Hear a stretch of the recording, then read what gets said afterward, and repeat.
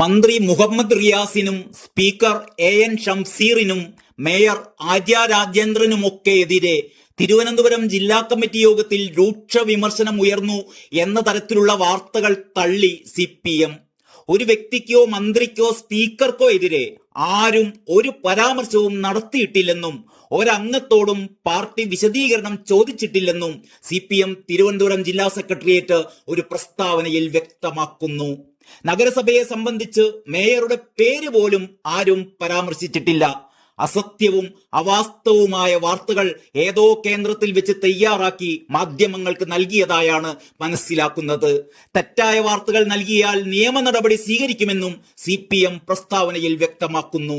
Speaker N ഷംസീറിന് തലസ്ഥാനത്ത് communist രീതിക്ക് നിരക്കാത്ത തരത്തിലുള്ള ബന്ധങ്ങളുണ്ടെന്നും മുഖ്യമന്ത്രിയും സ്പീക്കറും സാധാരണ പാർട്ടിക്കാർക്ക് അപ്രാപ്യരും വ്യവസായികൾക്ക് പ്രാപ്യരുമായെന്നും കമ്മിറ്റിയിൽ വിമർശനമുയർന്നു എന്നതായിരുന്നു പുറത്തുവന്ന വാർത്തകൾ. നഗരത്തിലെ റോഡുകളുടെ ശോചനീയാവസ്ഥ ചൂണ്ടിക്കാട്ടിയ കടകംപള്ളി സുരേന്ദ്രനോടുള്ള മന്ത്രി മുഹമ്മദ് റിയാസിന്റെ പ്രതികരണം ശരിയായില്ലെന്നും റിയാസ് മുതിർന്ന നേതാക്കളോട് ബഹുമാനമില്ലാതെ സൂപ്പർ മുഖ്യമന്ത്രി കളിക്കുന്നുവെന്നും കമ്മിറ്റിയിൽ ആരോപണമുയർന്നതായും റിപ്പോർട്ടുകൾ പുറത്തു വന്നിരുന്നു. ഇതൊന്നും സത്യമല്ലെന്നാണ് പാർട്ടി പറയുന്നത്. ആരൊക്കെയോ ചേർന്ന് പാർട്ടിയുടെ പ്രതിച്ഛായ നശിപ്പിക്കുകയാണ്. അച്ഛൻ പത്തായത്തിലും കൂടിയില്ല എന്ന് പണ്ടൊരു കുട്ടി പറഞ്ഞിരുന്നു.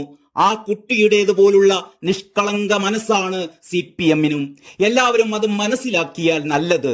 അല്ലെങ്കിൽ ആകാശത്തില്ലെങ്കേരി മനു തോമസിനോട് പറഞ്ഞ പോലെ രക്ഷപ്പെടാനുള്ള സമയം കിട്ടിയെന്നൊന്നും വരില്ല. തിരുവനന്തപുരം മേയർ ആര്യ രാജേന്ദ്രന് തെറ്റുതിരുത്താൻ പാർട്ടി ഒരവസരം കൂടി നൽകുമെന്ന് CPM ജില്ലാ കമ്മിറ്റി യോഗത്തിൽ തീരുമാനിച്ചതായും വിവരങ്ങൾ പുറത്തു വന്നിരുന്നു. അതും തൽപരകക്ഷികൾ കെട്ടിച്ചമച്ചതാവണം. മേയറെ മാറ്റിയില്ലെങ്കിൽ നഗരസഭാ ഭരണം നഷ്ടമാകുമെന്ന് ജില്ലാ കമ്മിറ്റിയിൽ ആശങ്ക ഉയർന്നിരുന്നു. ഉന്നത നേതൃത്വവുമായി ആര്യ രാജേന്ദ്രന് അടുത്ത ബന്ധമുണ്ടെന്നും അതിനാലാണ് മേയർ സംരക്ഷിക്കപ്പെടുന്നത് എന്നുമുള്ള വിമർശനങ്ങളും പാർട്ടി നേതാക്കൾക്കിടയിലുണ്ട്. ഇതും വ്യാജമാണ്. KSRTC മേയർ വിവാദത്തിൽ ബസ്സിലെ മെമ്മറി കാർഡ് കിട്ടാത്തത് ഭാഗ്യമായെന്ന് ജില്ലാ കമ്മിറ്റി അംഗങ്ങൾ തുറന്നടിച്ചിരുന്നു. മേയറുടെ പെരുമാറ്റം അഹങ്കാരം നിറഞ്ഞതായിരുന്നു. പൊതുജനങ്ങൾക്കിടയിൽ പെരുമാറ്റം അവമതിപ്പുണ്ടാക്കി. മെമ്മറി കാർഡ് കിട്ടിയിരുന്നുവെങ്കിൽ സച്ചിൻ ദേവിന്റെ പ്രകോപനം ജനങ്ങൾ കാണുമായിരുന്നു. രണ്ടുപേരും പക്വത കാണിച്ചില്ലെന്നും മുതിർന്ന നേതാക്കൾ കുറ്റപ്പെടുത്തുകയുണ്ടായി. ഈ തരത്തിലായിരുന്നു പുറത്തു വന്ന വാർത്തകൾ. മേയറും കുടുംബവും നടുറോട്ടിൽ കാണിച്ചത് തനി ഗുണ്ടായിസമാണ്. ബസ്സിൽ നിന്ന് മെമ്മറി കാർഡ് കിട്ടിയിരുന്നുവെങ്കിൽ പാർട്ടി കുടുങ്ങുമായിരുന്നുവെന്നും വിമർശനം ഉയർന്നതായാണ് ഇന്നലെ പുറത്തു വന്ന റിപ്പോർട്ടുകൾ. മുഖ്യമന്ത്രിയുടെ ഓഫീസിനെതിരെയും അതിരൂക്ഷ വിമർശനം ഉണ്ടായി എന്ന തരത്തിലായിരുന്നു റിപ്പോർട്ടുകൾ. മുഖ്യമന്ത്രിയുടെ ഓഫീസിൽ പാർട്ടി പ്രവർത്തകർക്ക് പ്രവേശനമില്ല. സാധാരണ മനുഷ്യർക്കും മുഖ്യമന്ത്രിയുടെ ഓഫീസിൽ പ്രവേശനമില്ല. മുമ്പ് പാർട്ടി നേതാക്കൾക്ക് മുഖ്യമന്ത്രിയെ കാണാമായിരുന്നു. ഇപ്പോൾ അതിനും സാധിക്കില്ല. 3 മണിക്ക് ശേഷം ജനങ്ങൾക്ക് കാണാനുള്ള അനുവാദവും ഇപ്പോൾ ഇല്ല. മുഖ്യമന്ത്രി പാർട്ടി പ്രവർത്തകരുടെ മുന്നിൽ ഇരുമ്പ് മറ തീർക്കുന്നത് എന്തിനാണെന്നും അംഗങ്ങൾ ചോദിച്ചിരുന്നു. ഇതൊന്നും ആരും വിശ്വസിക്കരുത്.